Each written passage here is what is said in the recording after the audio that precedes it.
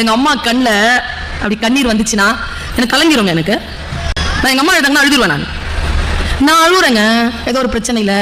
என் பையன் வந்து நின்று கேட்குறான், எல்லாம் தானே இருந்த காலையிலேருந்து, எதுக்கு அழுகுறேன்? நான் இங்கே ஏன் தெரியுமா இதை சொல்கிறேன்?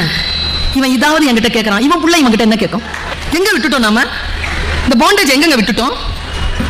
எப்போ பார்த்தாலும் பிரச்சனையே சொல்லிட்டு இருக்காத. எங்கள் அம்மாவுக்கு எங்கள் அம்மா 5 பிள்ளைங்க. எனக்கு ஒரு அண்ணா, ஒரு அக்கா, ஒரு தம்பி, ஒரு தங்கச்சி. நான் சாப்பிடலன்னு வச்சுக்கோங்க, தப்பு பண்ணி எங்கள் அம்மா கூப்பிடவே கூப்பிடாது சாப்பாடு.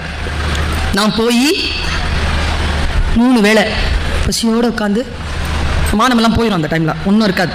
பசி வந்தால் இந்த 10வது தான் அந்த பிடிவாதம், அதுவும் போயிடுச்சு. அம்மா வந்து கூப்பிடவே கூடாது. நானே மானமா உயிரா, உயிரோடு இருந்தால் தான் மானத்தை பற்றி பேச முடியும்.